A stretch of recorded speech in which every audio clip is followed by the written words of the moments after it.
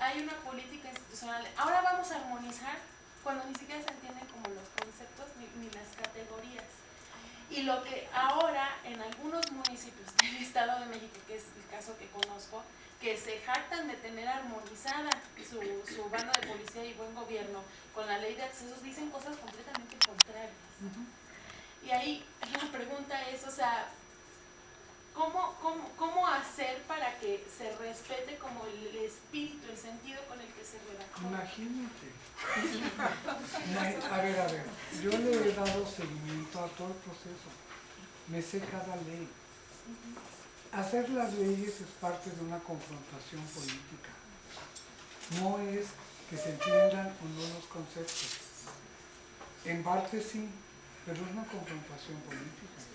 Nosotros tuvimos la fuerza para hacer esa ley, la fuerza para que se aprobara en ese lugar.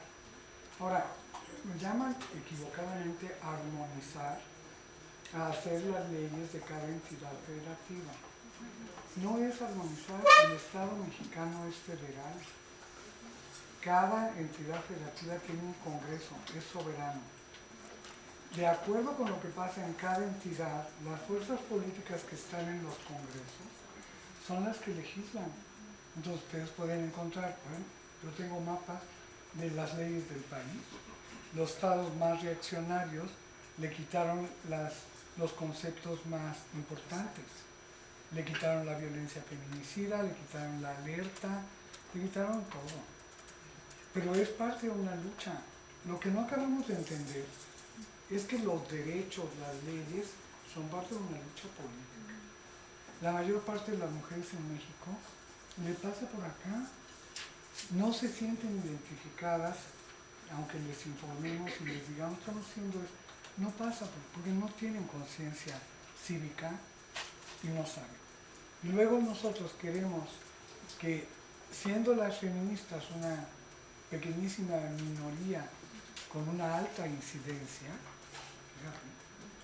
logremos hacerlo en todo el país. Pues no. En cada lugar van a salir la historia local y de las fuerzas políticas. Entonces, ¿qué tenemos que hacer? Construir más organización social de mujeres y civil y feminista con conciencia para que asuman en cada territorio defender su ley.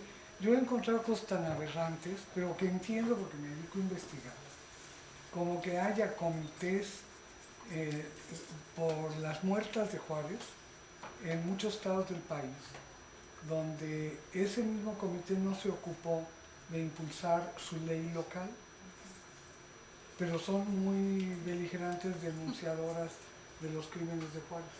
Y no checan que era su asunto influir en los legisladores para que hicieran una ley, llevar ellas mismas, promover, no, su lucha contra la violencia es denunciarlo de Juárez. No lograr una ley a todo dar en su territorio. A ese grado estamos. Y nos pasa de noche todo. Bueno, ¿quiénes de aquí saldríamos a defender esta ley? Yo creo que yo, de alguna que otra tiempo. Espero que fuéramos por lo menos para echar pachanga, ¿no? O sea, no. Entonces, démonos cuenta de eso. ¿Cómo hacerle? Bueno, pues necesitamos más organización, más participación, más empoderamiento feminista de mujeres y hombres para asumir eso, o la reforma a esas leyes. Echen un cálculo.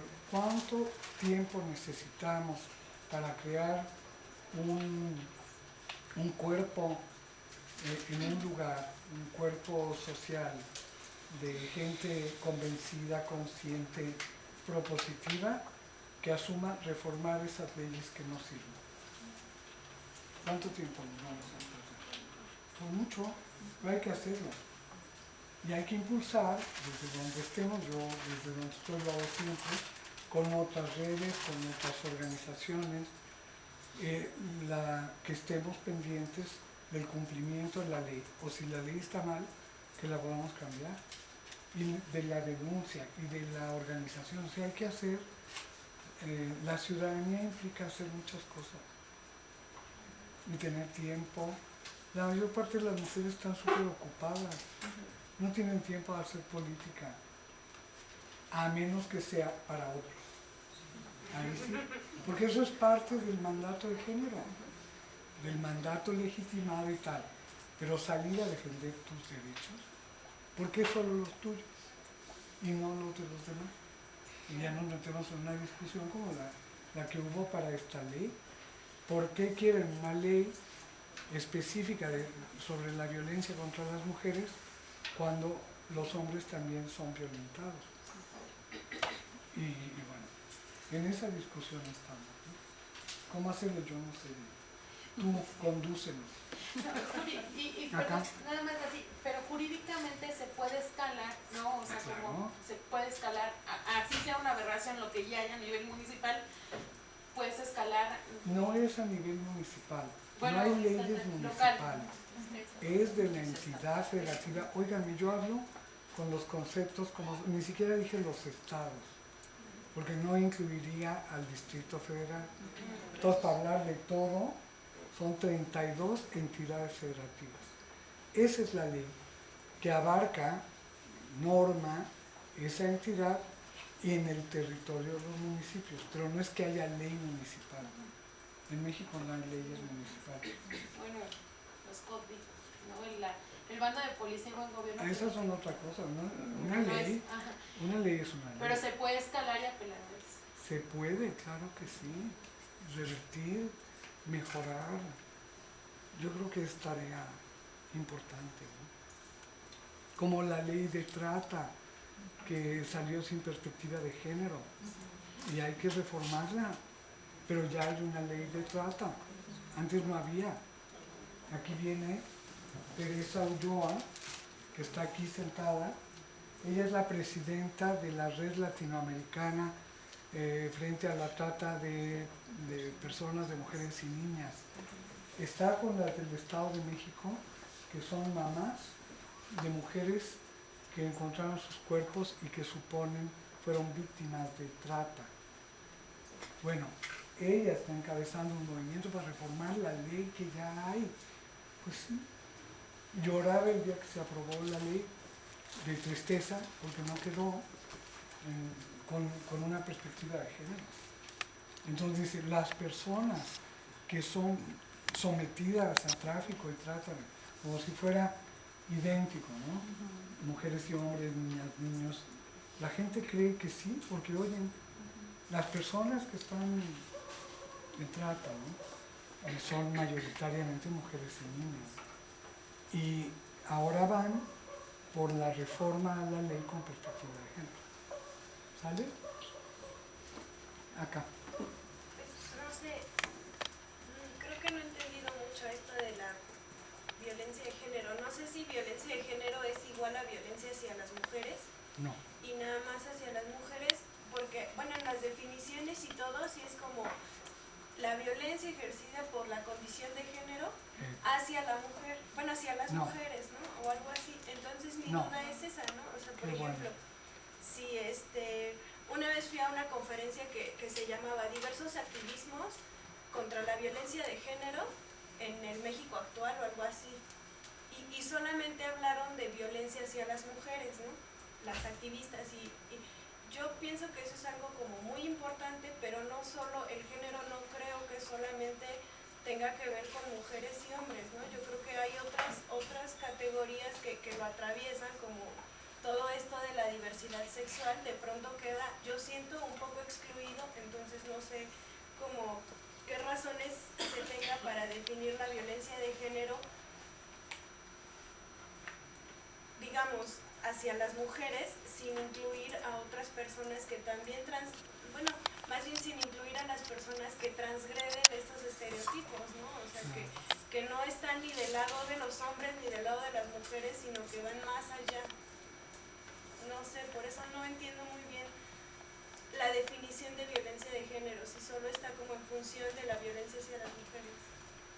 En esta ley sí, porque la ley es sobre violencia contra las mujeres. Ajá, sí, entiendo. Pero la teoría de género abarca a todo aquello que esté relacionado con el género. Puede haber violencia contra personas transexuales, bisexuales, polisexuales, multisexuales, unisexuales, asexuales, o sea, contra mujeres y contra hombres. Pero es violencia basada en el género. Entonces, en la teoría sí, acá no, porque esta es una ley específica para prevenir, enfrentar, erradicar la violencia contra las mujeres y las niñas. Pero en la teoría de género es mucho más amplia. Puede haber violencia de género contra hombres. Por ejemplo, las novatadas a las que se someten a los hombres al ingresar a un corpus masculino son americano. Violencia de género. En el fútbol americano, ¿Cómo? ¿no? En el fútbol americano. En el fútbol americano. Que los pasan que los sacan afuera de Coxpa, creo que es, y van vestidos de mujeres y les ponen a pedir dinero a los iniciados, ¿no? O sea, es tanto violencia hacia los hombres como hacia la mujer al mismo tiempo, ¿no? Así es. Porque el hecho de ir vestido de mujeres es como un acto aberrante para los novatos, ¿no? O sea, ¿cómo se van a vestir de mujeres si ellos son, pues, Claro. los hombres, ¿no? Por ejemplo, Somos o sea, los hombres. lo pueden encontrar en muchos rituales, en muchos grupos, pasan por el ejercicio de la violencia contra hombres, para que los hombres acrediten su pasaje a la nueva categoría o condición de identidad o lo que sea. El tema que se ha tratado muy poco cuando hablamos de estas cosas, por ejemplo, ya hemos logrado que se hable de la violencia contra las mujeres y las niñas, que se hable, lo voy a dejar ahí. Pero lo que no logramos, y no decimos siempre, y debemos hacerlo, es cómo hay una constante violencia de hombres contra quien sea, que esa es la pauta de género en esta sociedad, contra mujeres, contra hombres, contra el medio ambiente, contra el patrimonio, contra la legalidad. O sea, hay múltiples formas de violencia contra personas, pero contra la democracia. Y son parte de una violencia de género legítimamente ejercida, incluso ritualizada, decía yo, en muchos casos, ¿no? Entonces, sí, en la teoría abarcamos todo, ¿no? Todo. Esta es una ley que urgía en este país por el feminicidio y por la enorme violencia de género contra las mujeres. Nada más, por eso es. Sí, lo entiendo. Y O sea, podría sí haber entendí una ley que abarcara todas las violencias, ya había una, en la que están todos los sujetos posibles. Sí, yo Lo sí que no entendí se reconocía era esto. Sí, entendí la necesidad como de especificarlo, ¿no? Ujú. Pero entonces yo me lo preguntaba por esto de la conferencia, ¿no? O sea, por ejemplo, cuando uno va y se acerca ahí a un espacio en el que dicen, pues se va a hablar de los activismos contra la violencia de género, pues la verdad yo me imaginé que era una cuestión más incluyente, ¿no? Porque no era la ley, no era... Yo o te sea, quisiera quitar la palabra de incluyente o excluyente. A lo mejor piensa que esas activistas iban ahí en su proceso de conciencia de género. Y qué bueno que estén. Ya lograron visualizar la violencia contra las mujeres y las niñas. Pero, porque ese era el problema que estaban enfrentando. No el otro mucho más amplio que tú hubieras querido, pero la teoría sí abarca eso, ¿no?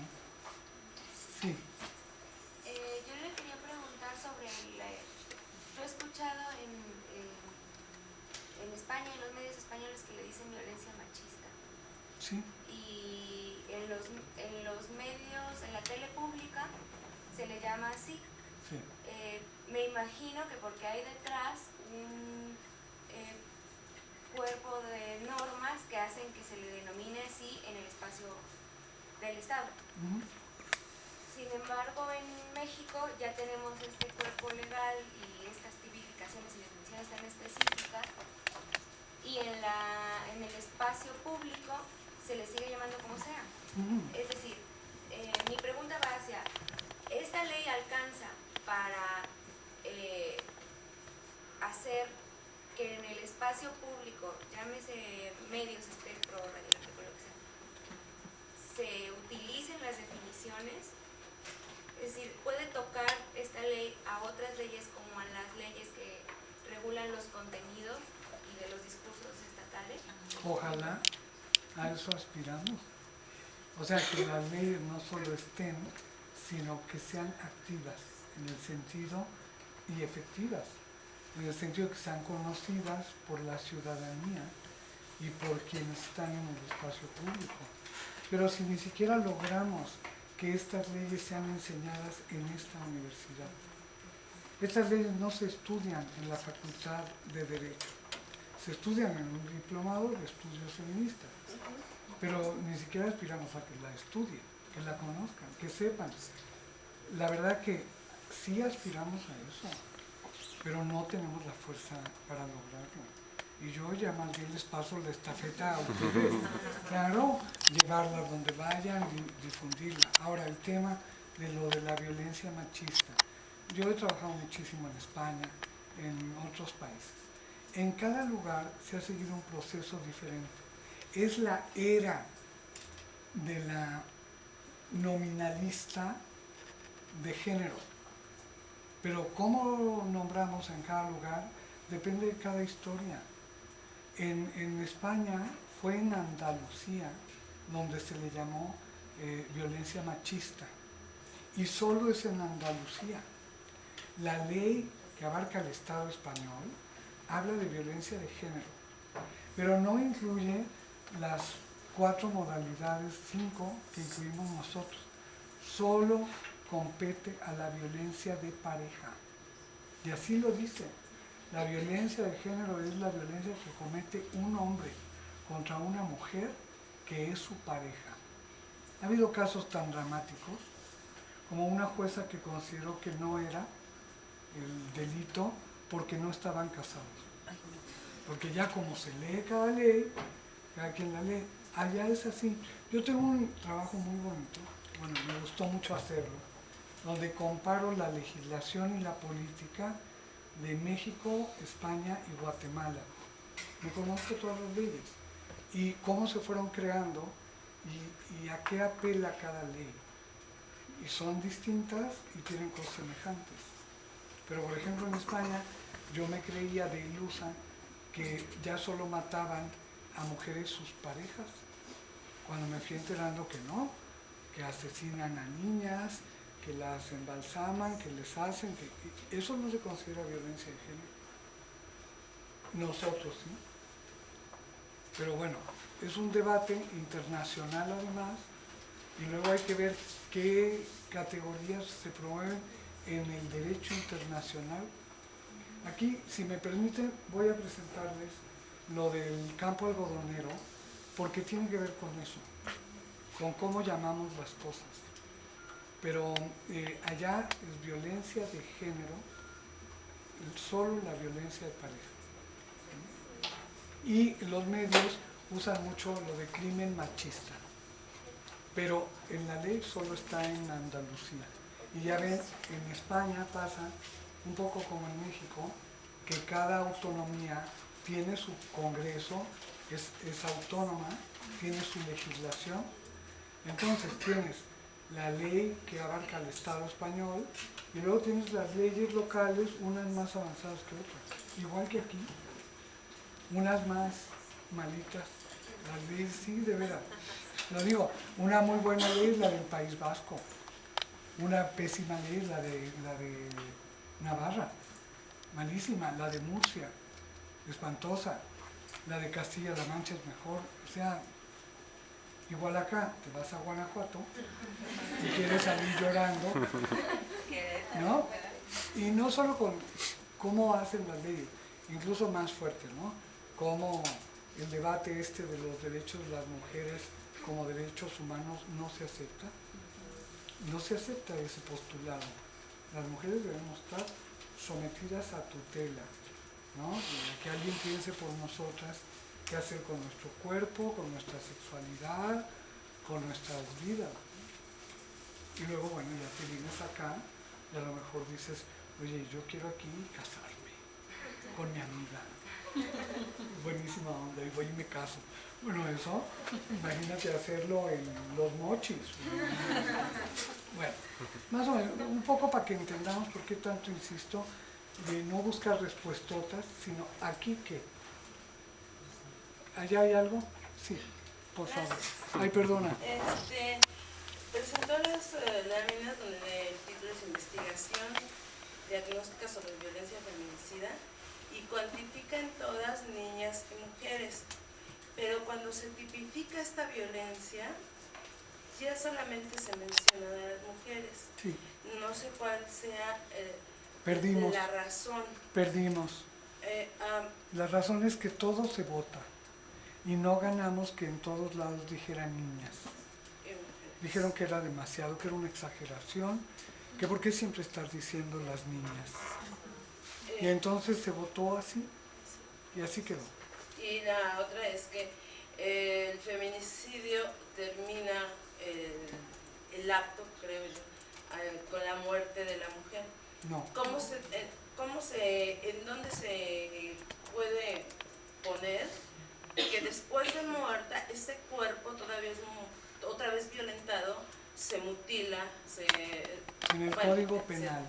Pero eso sería una modalidad de la violencia o un tipo de violencia. La violencia es violencia feminicida, es una modalidad. En el Código Penal, y sí quedó así en el del DF, en uno de los incisos que puntualizan el delito, está como un agravante cuando, además de la violencia previa a la muerte, se violenta el cuerpo o el espacio o los bienes, como sucede en muchos casos. Sí quedó ahí, está en el Código Penal del DF, ¿no? Gracias. Porque también es muy importante, hay una violencia que rebasa la muerte, ¿no? Que abarca un espacio físico y simbólico muy importante. Bueno, ¿qué más? Es un tema horrible, ¿verdad? Sí. Es rudísimo. ¿Tienen buenas caras? Pero ahora les voy a contar que sigue siendo rudísimo y horrible, pero esto es un avance importante. Y es la sentencia de esta Corte Interamericana de Derechos Humanos que fue emitida en 2009 y fue un caso de feminicidio en que hubo en un lugar que se llama Campo Algodonero. ¿Conocen el caso? Bueno, no sé si conocen. En un campo algodonero afuera de Ciudad Juárez aparecieron 8 cuerpos de niñas y unas jóvenes y bueno, esto ya en un proceso en que había denuncias, exigencia de fin a la impunidad, reparación del daño y tal, y hubo unas familias que decidieron seguir el caso fuera de México, como lo hicieron grupos, organizaciones que denunciaron en el país, no solo en Juárez, y en otros países el feminicidio. Y gracias a eso se conoce por la enjundia de unas cuantas gentes que durante años han denunciado esto, exigido, bueno, cambios importantes. Y finalmente presentaron 5 casos a la Corte, la que sigue. Este es 5 casos de mujeres y niñas asesinadas en el campo algodonero, porque ahí estaban sus cuerpos. Finalmente la Corte rechazó 2, porque no crean ustedes que ustedes van y gritan ahí que asesinaron a alguien. Tienen que documentar el caso con pruebas, con todo el proceso de investigación, con testigos, y es muy complicado, ¿no? Entonces la Corte tiene una comisión que recibe los casos. Para esto las familias se trasladan, van al país donde está sesionando la Corte, tienen que tener apoyo financiero, o sea, no es fácil. La mayor parte de estas niñas eran muy pobres, sus familias son pobres. O sea, que lo que ustedes están viendo aquí es el resultado de una acción extraordinaria, de gente que enfrentó muchísimos obstáculos para lograr ser escuchada por un tribunal internacional que tiene validez en México. Y los casos son de estas tres niñas. Yo estuve como haciendo un peritaje en el caso de Esmeralda. Mi peritaje solo fue para el caso de Esmeralda porque me lo pidieron las abogadas y yo lo hice, ¿no? Como experta en violencia contra las mujeres y como antropóloga también me lo pidieron así. Y bueno, aquí ven que la familia solicitó así, ¿verdad? ¿Qué sigue, por favor? Bueno, este fue el argumento de, que se dio basado en el peritaje de Andrea Medina, que fue su compañera de diplomado hace 3 o 4 generaciones. Nos da muchísimo orgullo de Andrea, que es un lujo de abogada y feminista y que es diplomada nuestra. Ella hizo un peritaje, lo hicimos juntas, ella me apoyó en la parte de abogada y yo en la parte de antropóloga, y salió eso. Bueno, el tema es que las modalidades de violencia en esos casos de Juárez no han tenido una política que debería ser obligatoria por parte del Estado. Ese fue el argumento. La que sigue, por favor. Nos basamos, y esto es importante que lo sepan,